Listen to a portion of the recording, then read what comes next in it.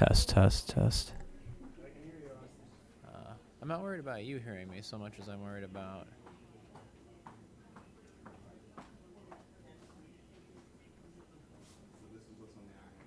Huh.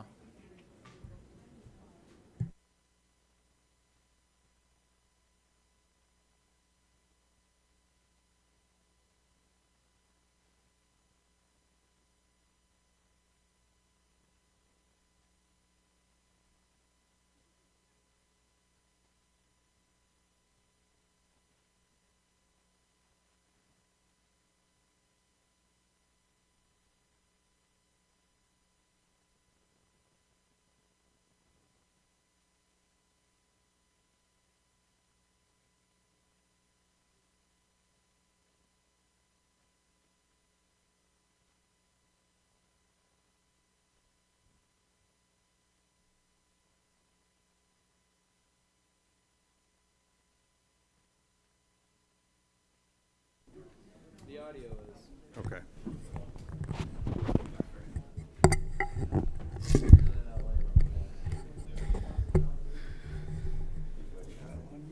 One minute. 1 minute left. Let's do this.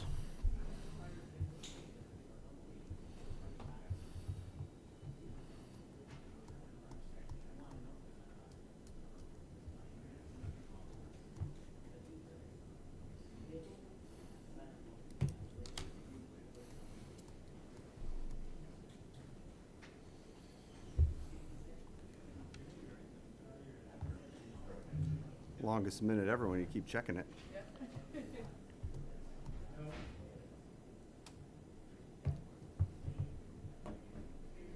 Look who's on the crowd.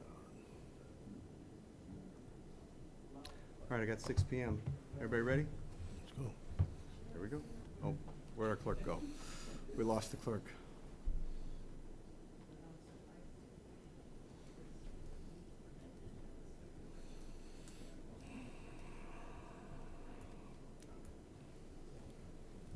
We'll get started in a minute.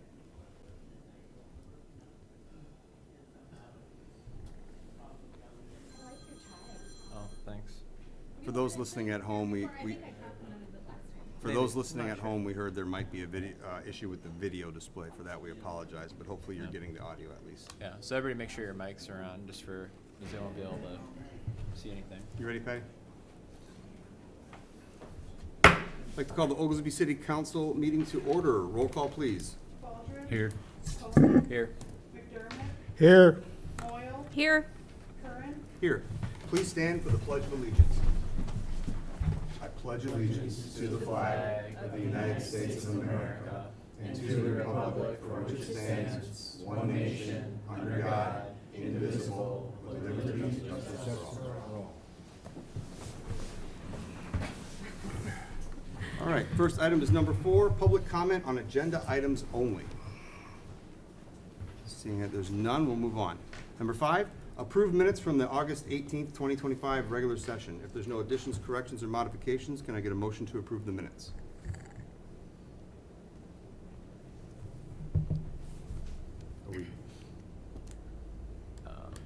I motion that we approve the minutes from the August 18th, 2025 regular session.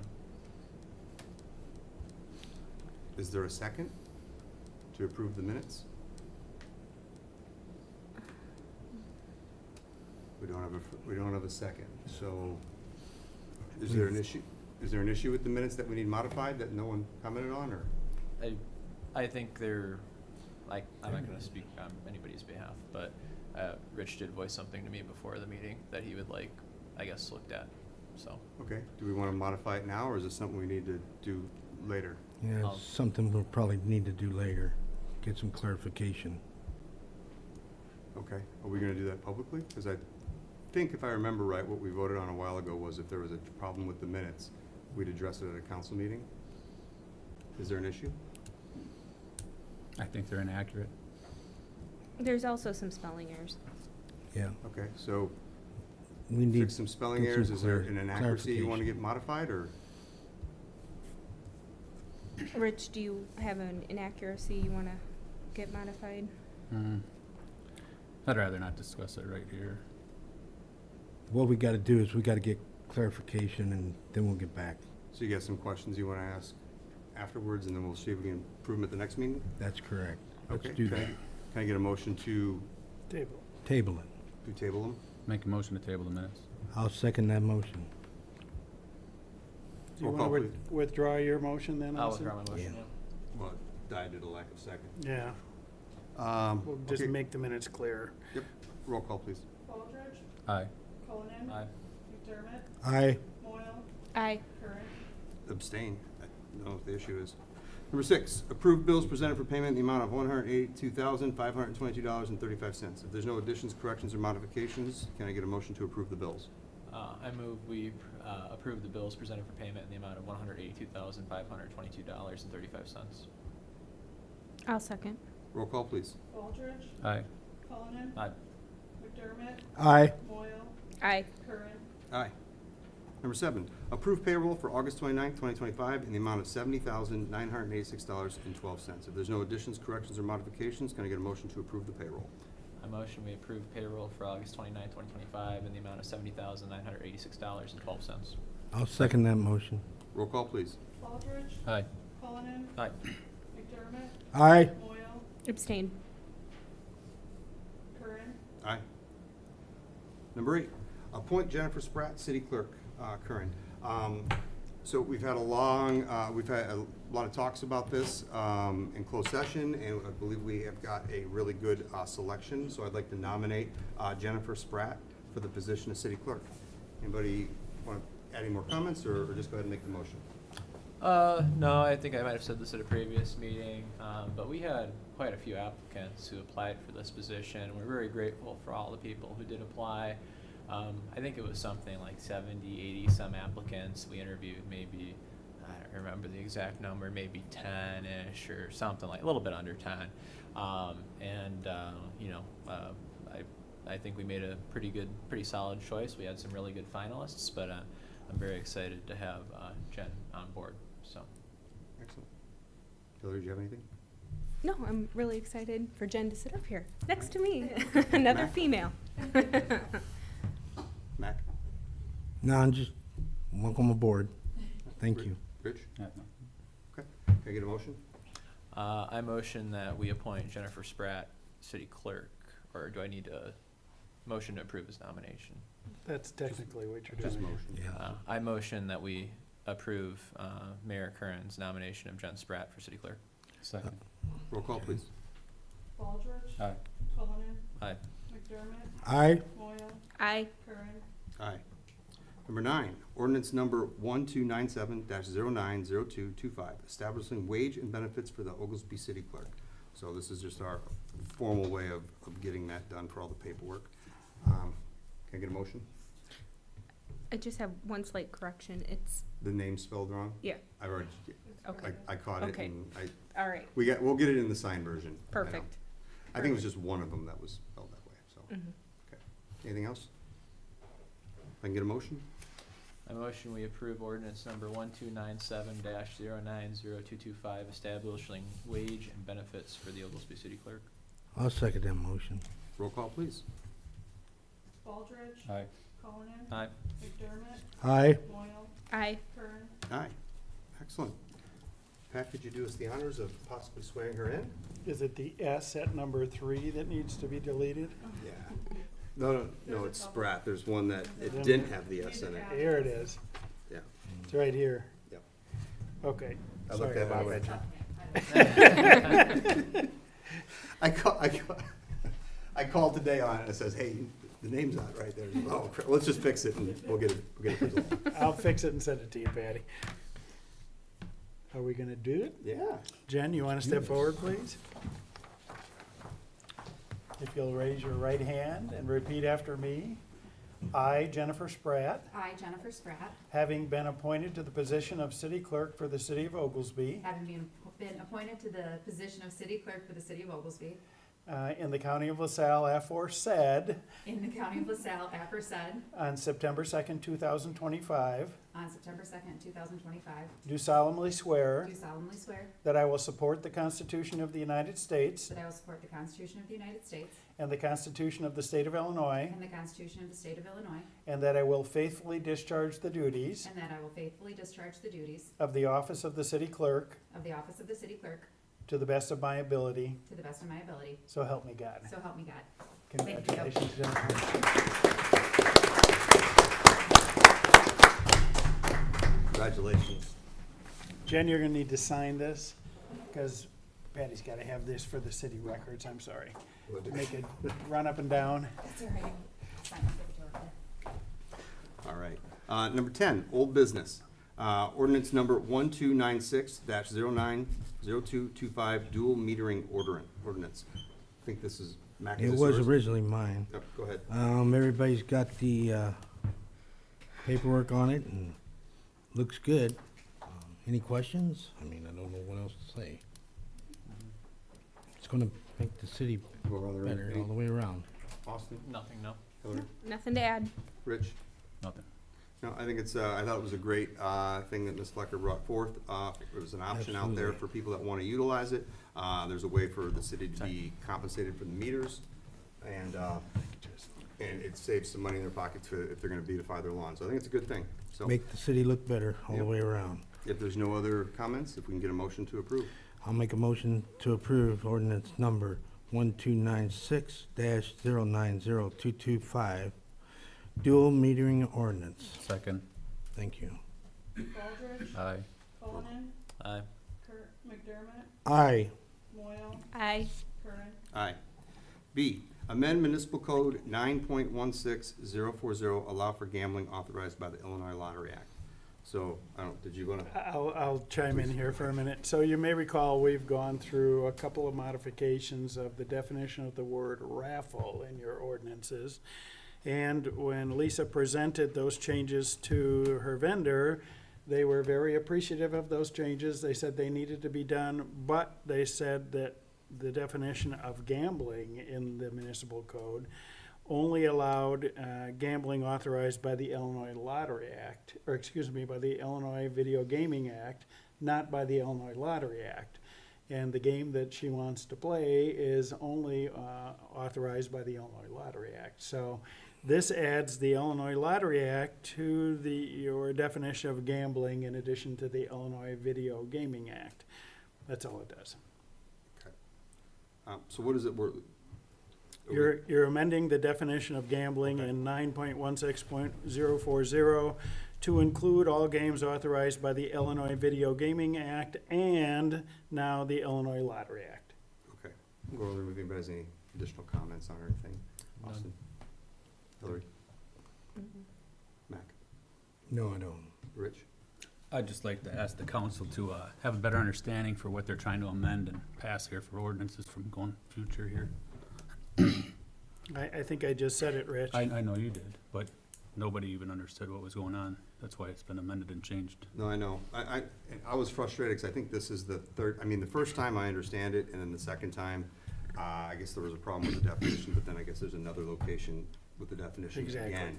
And Different definition. So Yeah. we adjusted the word raffle, now we're adjusting the word gambling is what this is about. yeah, I really wish the first time they would have looked at it and said, here's exactly where the issues are. Who Yeah. is they? Is that the state of Illinois? No, it's the vendor for the machine, the Illinois Lottery Act machine that's going into her unit, I think. It apparently just got passed into law, so I don't know if this is happening. Yeah, these are all new changes to the law. Are there issues like this happening in other cities that you know of? I right now? don't know of, Okay. none that I represent have come to play, but Okay. If there's no additional questions or concerns, can I get a motion? A motion, we amend municipal code 9.16.040 to allow for gambling authorized by the Illinois Lottery Act. Is there a second? I'll second it. Roll call, please. Baldridge, Abstain. Cullinan, Aye. McDermott, Aye. Moyle, Aye. Curran. Aye. Number 11, new business. These are just some things that gotta be done with having a new city clerk.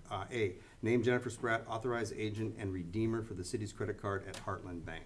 Current, so that's really all these is just some generic forms and things that's gotta get approved, so. Is there any questions on any of these? Can we get a motion? I'll make a motion to name Jennifer Spratt, authorized agent and redeemer of the city's credit card at Heartland Bank. Second. Roll call, please. Aldrich. Aye. Cullinan. Aye. McDermott. Aye. Moyle. Aye. Curran. Aye. B, appoint Jennifer Spratt as the authorized agent for IMRF. There has to be a specific person that deals with the IMRF-related things in the city. So, any open forum, any questions, concerns? No. We can get a motion to approve that? Motion to approve appointing Jennifer Spratt to IMRF. I'll second that motion. Roll call, please. Aldrich. Aye. Cullinan. Aye. McDermott. Aye. Moyle. Aye. Curran. Aye.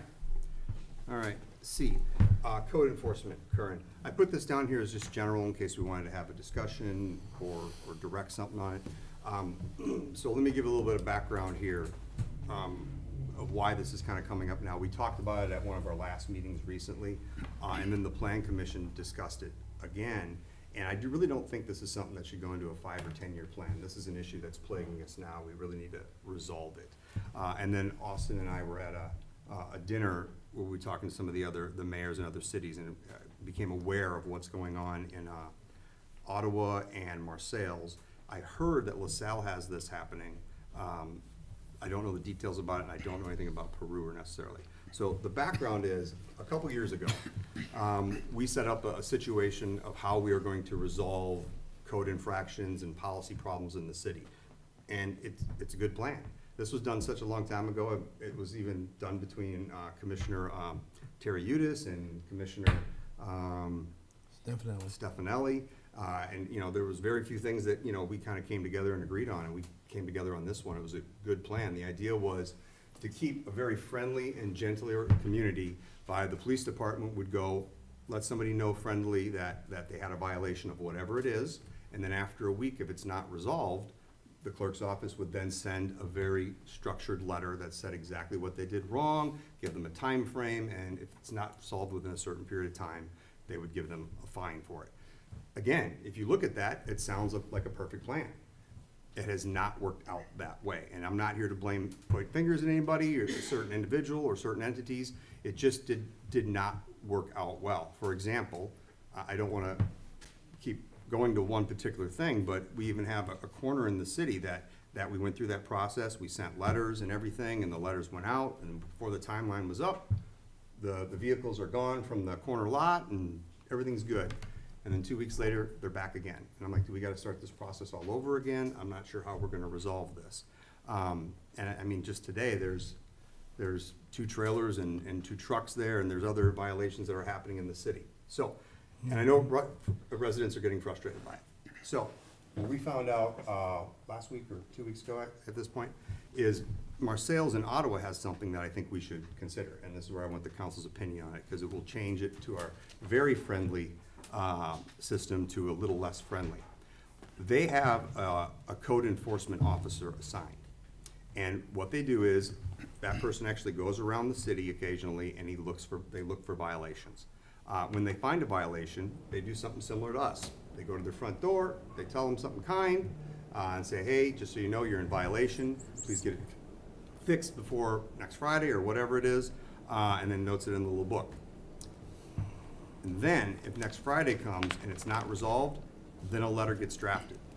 Very similar to the letters we sent, except there's one key difference. If they have to go to generate a letter, there's already a fee assigned to it. There's an administrative fee assigned at that point. For us, we're taking the time to generate letters, and as long as they fix the problem, there's no fine. In this case, my understanding, correct me if I'm wrong, Austin, but I think it was like, if they have to generate a letter, if they don't solve the problem, there's a fine, but even by generating the letter, they add another $120 to their bill automatically. So that is a little less friendly, but it has been resolving some issues. So I didn't know if that's something we wanted to talk about. That's the background, that's the recommendation. So I thought I'd go around the room and see what people's feelings on that are. Austin? I don't know so much about the code enforcement officer. I do think obviously it has its merits taking it away from the police department, or I guess in that case, the police department, in that it would, they could focus more on, the public safety aspect as opposed to nuisances. But I really wonder how much of our code enforcement issues are actually a result of, and I don't know, I'd just purely be speculating. I'm not a city employee. I'm not here every day.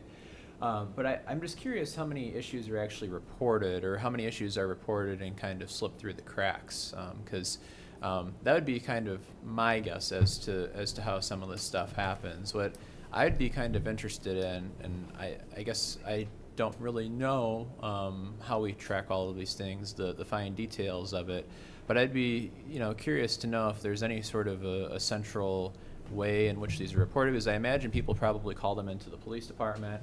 They might call them in the city hall. They might call the building inspector and complain. They might call this person and complain. But are all of these complaints feeding into kind of one place where then somebody can be assigned to deal with those issues, or the issue can be assigned to somebody to address? I don't know. I get the impression that a lot of this stuff is just falling through the cracks, and maybe a code enforcement officer would help with that. But I really don't know. Like I said, I don't have the full picture. So maybe somebody else does, but Okay. that's all I have to say. I'm not necessarily against hiring someone to take care of those things outside of the police department, but I do have some questions. Are we talking about property maintenance, like building, would this person also span into like building code violations? So the individual I talked with, who was the code enforcement officer of Ottawa, it's all of that. So my understanding is our police officers, they would go when they see things like grass or people parked on lawns or something like that. And then if there was something that was a code thing, and this is where it gets tricky, because I don't think police officers are supposed to know what building code Right. things are, right? And so that's where there's been some challenge involved with it. But even when we try to be kindly or friendly about it, somebody will go, and they might even solve the problem temporarily, and then the problem comes back and the process starts again. So I think it's two problems. One, do the police know what building codes are supposed to be? That's the first one. And the second one is, how do you stop repeat offenders that keep constantly happening again? And I think Ottawa might have the ticket for it when they... I'm not against the administrative fees. I think that would probably be a good start instead of being knock on the door, please fix that. I think it would be a good discussion to have with Mike over there, but just what he thinks on that as far as taking it off the police department's plates. Okay. Matt? Okay, I understand we're looking at all codes being enforced, even if a resident informs the city hall or informs the police, they'll go look at it. When they give a letter, or let me rephrase that. When they go up to them and tell them this, they're informed then that if they receive a letter, they will be billed for the letter and continuously further progression, or? That is my understanding, and not that I'm trying to throw the chief on the spot. No. But my understanding We're not. was that somebody from the police department will go, knock on the door, tell somebody what the violation is, and ask them to fix it by a certain period of time. At that point, there's no letters, there's nothing being done. Because it's, again, we're doing community policing, and I think it's a great way to have a kinder, friendlier environment. But then when they don't do it, that's when the clerk's office would generate the letter with the citation. Well, what I'm getting at is they're gonna let them know, hey, if you don't, then it's gonna generate a letter, it's gonna progress, and it's gonna cost you more and more. Do they give them a card or something? How does Ottawa let them know that, hey, if you don't do this while we're asking, you're gonna get a letter? The code enforcement officer himself knock on the door. We'll at tell them. 7 a.m. in the morning. We'll tell them And everything. tells them directly exactly what the violation is, and asks them kindly to resolve it by a certain date. And then if they don't, he's the one that generates the letter. He's gonna tell them when he asks them politely to clean it up, Maybe we could make some like door Yeah. signs or something that we could give. Get a card or something. Funny that you mentioned that. Austin, do you want to take that one? Yeah, apparently in Well, that's what I'm. one of the towns, I guess it's public knowledge, so I guess it doesn't matter if I say it. But in Marseilles, what I suppose, or what we heard that they do, is that they'll actually put a sign in the people's yards, and it will say you're in violation of this code, and inform them that way. That's kind of so, an embarrassment thing. Yeah, well, Like a Look what the political neighbors sign got. sign? yeah, Like a, political Look at what the sign. neighbors Yeah. got. Oh, you Metal got a sign. sign. okay. Yeah. Here's But my sign. his reasoning made sense, because if they don't answer the door, what are you gonna, just keep Hmm. going back for a week Right. and then not? So you try to, but if they're not at the door, you put a little door hanger on the door that says, hey, I was here, I tried to tell you, Yep. and they put a sign. right Why in- not? A Yeah. big metal sign right in their front yard. Yeah. Why not? I didn't necessarily, if we wanted to adopt that one yet. Right now, I'm just looking at if Yeah. we want to adopt the solution first. Well, I just want to make sure that everybody understands the progression after the guy comes up there. I think that would have to be made clear. You I have to think make it- that clear, Yeah, I yes. think it would be unfair to the individual, to not say this is the next step in the process if you don't comply. I totally agree. You got to. And I don't think Are the we sign's all ask- that bad. Are we asking the code enforcement officer to be proactive, not necessarily wait for a complaint? That's, Yeah. that's That'd another be thing I good. like. So, again, I always get nervous when I hear of a great solution with a much larger city than us, because they obviously have a different breadth of resources than we do. So I asked a little more detail. He puts in 32 hours a week is what he averages. So I don't know if you divide that by 5, does that mean we can do 6? I don't know. I don't know how many violations we would have, how much it would solve. Are we gonna be able to find somebody that wants to even only do 6 hours a week or something like that, if that's what it is? I don't know. I don't know. But I like the idea of, and I say this because I know this is not gonna be a popular, well, there's nobody in this room that's a code breaker or a violator. And nobody that watches these videos is somebody that's a habitual offender.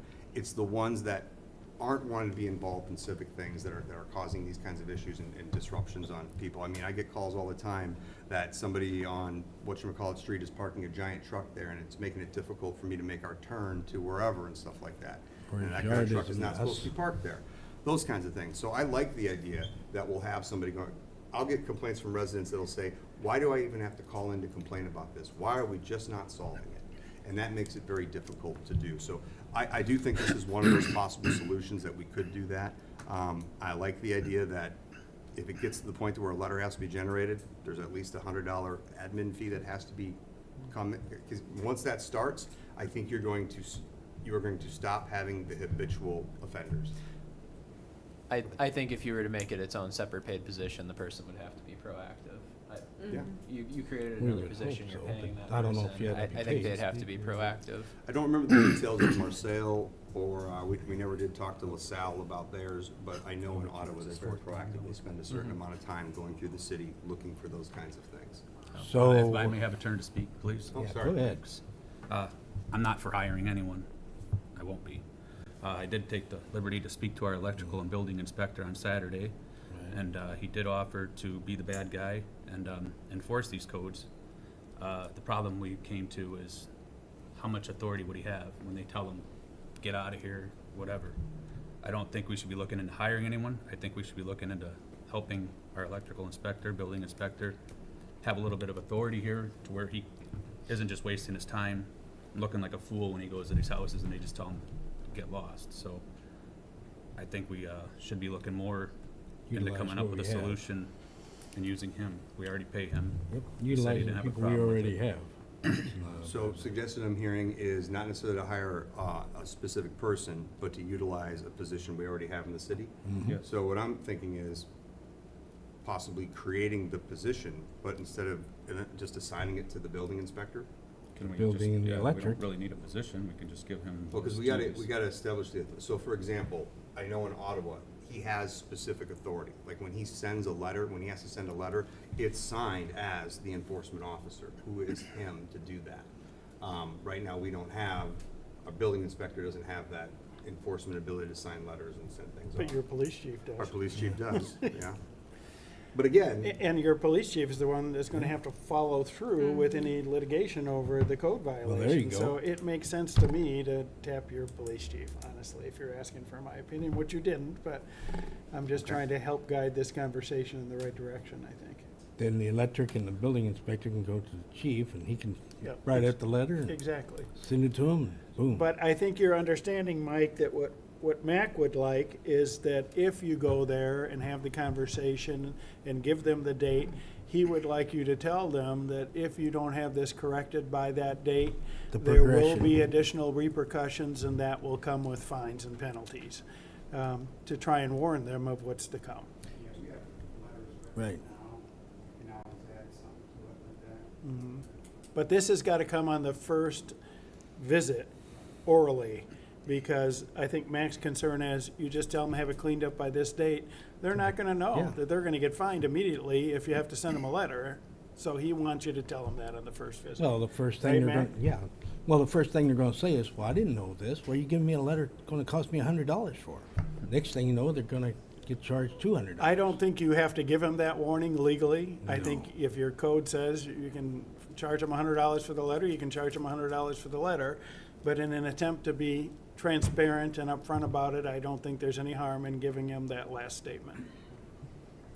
okay. Just talking, looking for solutions here. The only concern about that is I don't know how much different that is than what we have now. But we can also apply administrative fees. Well, we Right. probably have to modify something in Yep. ordinance, You do. right? You do. So, where would you recommend a spot for that at then? To do something like that? Can we put that in something under code enforcement somewhere that for all violations, Exactly. we can charge an administrative fee by Yeah. sending a letter? Yeah, yeah. Let's start doing it. Okay. And you don't have an administrative enforcement court here, do you, Mike? No. Yeah, some municipalities have gone to administrative courts. We just created one for Spring Valley, and you have to hire an attorney to come and administer those hearings on those dates when those code violations are up for hearing. But they cut to the chase pretty quickly, and the fines are imposed pretty quickly. And they tend to be working pretty well, I think. And most larger municipalities have those. What's that? Aren't we paying an attorney anyway when we send our city ordinance to Ottawa court and he has to show up there? You are, but they're not, there's multiples usually, and they're not all that often, Mike. Sometimes we're there in other cases too, but yeah, no, I don't have any problem with it, but the attorney that's coming to sit here, it can't be me, because I represent the city. It's got to be somebody independent, and we have used a couple of different people to fill in that void. Okay. So, go ahead. As far as building code violations, can maybe we get a little bit clearer? So if the building inspector or electrical inspector notates something that's probably needs to have a work stoppage, or that it is a big violation, it needs to be reviewed again, are they supposed to go to Mike to then start the administrative process, or? We have done one work stoppage before, and I don't remember how that happened necessarily. I know it was the building inspector. Yeah, it's the building inspector that has to give that stop work order Yeah, To who? and I mean, we didn't have a problem doing that one. to when the safety owner was of the involved. property. Yep. And then what happens when he doesn't stop? And I you can- think it's Then he important gets that a- we make sure that the police know. Then you that can there's take a it to work court stoppage. if you want to, and try to put a stop to it. I mean, you have a right to get an injunction against them and halt work on the building. I mean, that's a process, obviously, but you can do it on an emergency basis if it's serious, and, The one stop order we did have, don't get me wrong, there's still issues with it though, but we didn't have an issue enforcing the stoppage. You know, that wasn't I think what the general concern everybody's worried about is the ongoing violations that people don't resolve, right? Or we make an effort to resolve it and then it just keeps coming back nonstop. So I do think we need a better process in place, and if we want to utilize the building inspector as that person that's going around finding that, and we want to create a process that allows us to charge a fee with a letter, is that the happy medium between both solutions? Maybe. I'd be willing to try that. I just think we need to do something, and it's gone on too long. So I'm trying to put together the suggestions I heard. Is what I'm hearing that we would want to direct Pat to try to create something in our ordinance that would allow us to charge a fee for an administrative letter that would be sent for violations. Is that what I'm hearing? Does our code need to be Yeah. constructed Right. to be clear on what the steps are? If we can't just amend the code to say, hey, we want to apply administrative fees from this. Does it need to be clear that these are the steps that need to be taken? I really have no idea without looking I at your would say- code, honestly, Okay. Hillary. Okay. You I know, just don't want to jump into it maybe- and say, maybe throw it in we the should- code. Maybe we should all look at the enforcement section of your code and be prepared to talk about these issues at the next meeting when all of us have an understanding of what needs to be done. I think we That give, sounds good to me. I think we give Pat a direction of looking into that to see if he has a recommended solution for our code modification. And if we go from there, we can see what we can solve and then adopt something if we're all good with it. Okay. How's that sound, everybody? It's good. All right, can we get a motion to direct Pat for such an action? Well, shouldn't we, hold on a minute.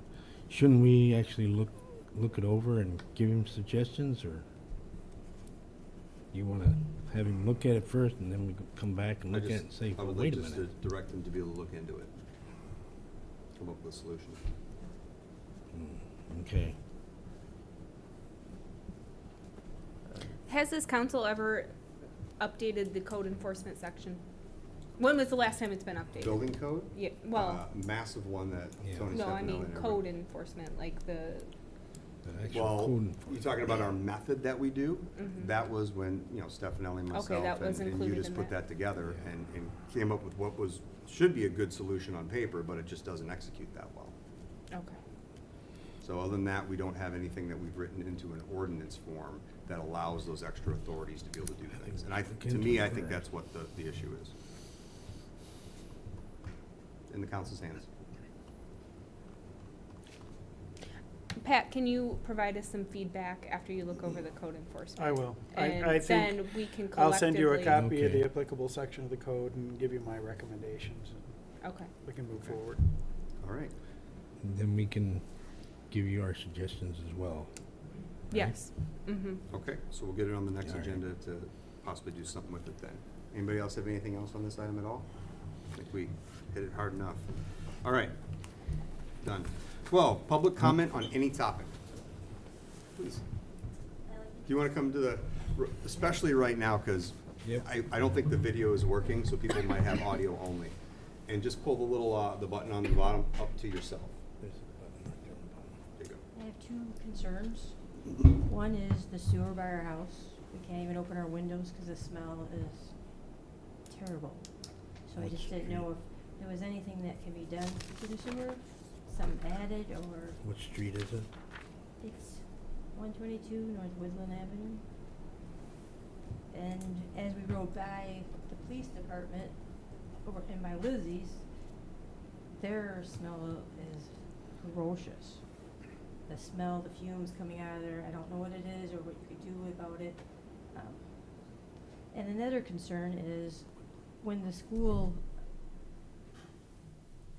redid the fence, the sign by the road says no parking from here to corner. And what happens, that sign was removed and has not been replaced. And so therefore, people are parking, picking up their children, and we're trying to get out of our driveway. And one time last year, a bus parked there, and they removed it. So if there's not enough room to put the sign back, because I think they proceeded to put the fence closer to the sidewalk, if they could actually paint the curb yellow so people know the sign was beyond our driveway. Where was the Right. sign at again, ma'am? 122 school. North Woodland Avenue. There was a no parking sign there and it got removed, is what you're saying? It wasn't a no Yeah. parking sign, no parking from here to corner, And the sign got removed? yes. The fence I'll was look added into that. and construction was done and the dirt that they had put went on the road and the city removed the dirt and the sign was removed also. I'll look into that, thank you. Thank you. Was it, hold on. Was it, 122 North Woodland. is that the sign right there? That might have been one of them. Yep. I don't know I if believe that's, it oh, is. the white sign. The white one would be. Down, Right here? yes, Right that one there. right Yeah. there. That's Right there. correct. Okay. Thank you. Sure. I'll get on it. And we can paint that curb too. It's not a bad Well, I idea. appreciate you bringing it to our attention. Thank you. Thank you. That's Are awesome. there any other somebody calling in for public comment? Could We be. used to do that. No other public comments? Okay. Number 13, commissioner reports. Commissioner Cullinan. Okay. My big thing tonight is I just want to again welcome Jennifer Spratt to the city of Oglesby. Over the course of the next few weeks, I look forward to having the chance to sit down with her and discuss the roadmap for the clerk's office over the course of the next 2 years. Now that we are once again settled and have a clerk, I look forward to continuing work on the modernization of the work of the clerk's office. As far as the work of the clerk's office, one thing in particular I've been looking into is how we go about digitizing our paperwork, particularly permits, and also kind of having a digital manner in which we can keep track of how they are submitted and tracked, I guess. Additionally, one of the things that Mrs. Spratt has noted in her interview was that she had identified potential employees in her Hennepin business and leveraged it by providing her staff with additional opportunities for professional development and leadership.